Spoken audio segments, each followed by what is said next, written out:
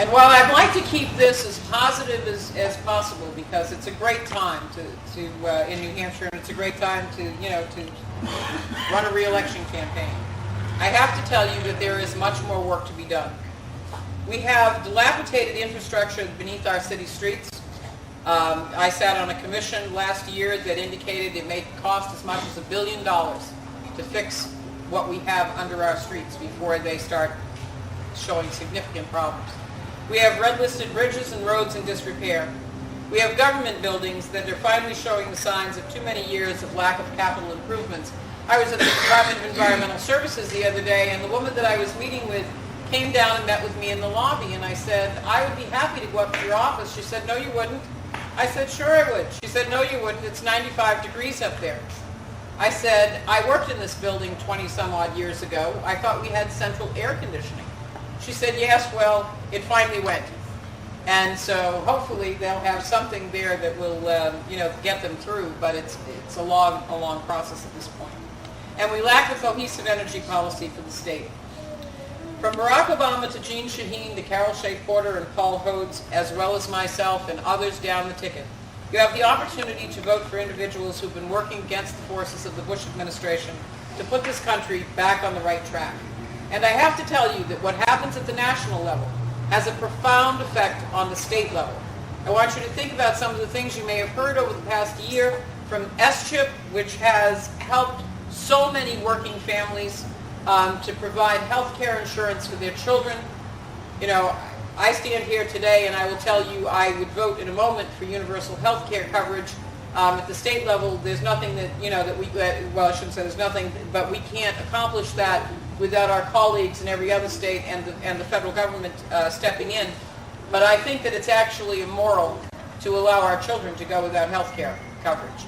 And numerous times the Bush administration has tried to cut that program back. They give us mandates such as No Child Left Behind, and they don't send the money with it. So what happens at the federal level will affect all of us in many, many ways, but most especially financially. So I stand here today, once again, asking for your support. And the promise that I give you today is to continue the work that I have been doing with the same enthusiasm, energy, and diligence with which I have served you to date.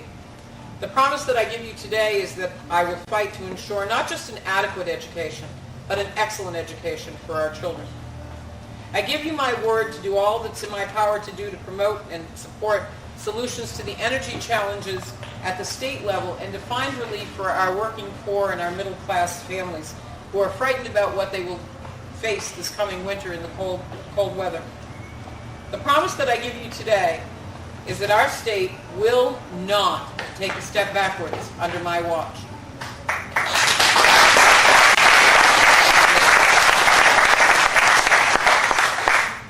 Our natural resources will be protected, and we will do so while sustaining a sound economy for our state.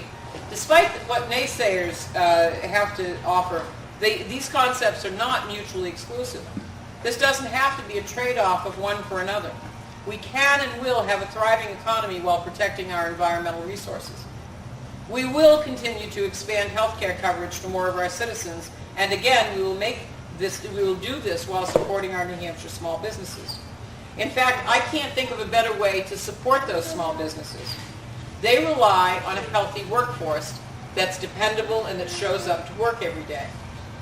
We rely on a healthy citizenry because otherwise it costs all of us more in health care.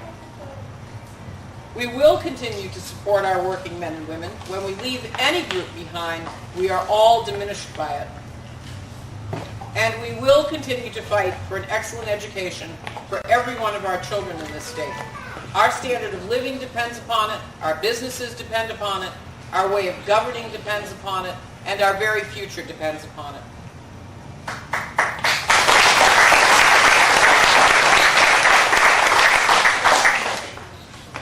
That is my covenant with you. I will not pander. Anybody that knows me knows that's an understatement. I will not give you simplistic solutions to complex problems. You have a right to know the full scope of the problem. and you will not hear sound bites from me. Now, my friend Chris Kennedy back there will tell you I'm a policy wonk. Try to keep a little of the numbers out of the speech, Senator Cilley. And I did. I hope you're proud of me, Chris. But the reality is that the problems that face us can't be dealt with pledges, meaningless pledges, or with sound bites. They require diligence and an understanding of the full scope of the problem. So my job is to try to help the citizens of this district and this state understand the full scope of the problem and why there isn't a simple solution, why it's going to take a multifaceted solution. So you have my word on that. And when I give you my word, you can take that to the bank. And when I stand up for you, my voice will be heard in confidence.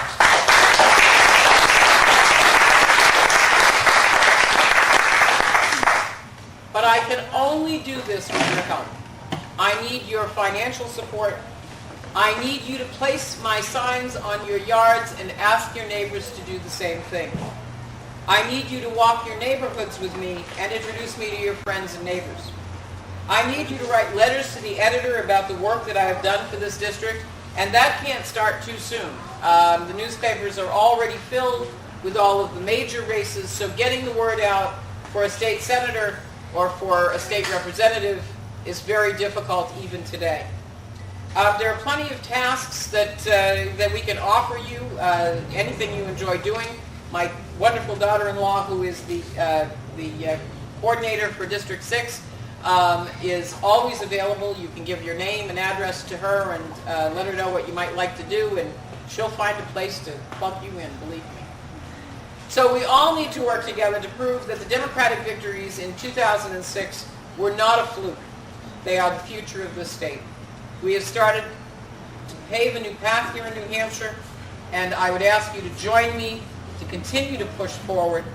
And with that, I thank you for your support and for your help in this campaign. Thank you.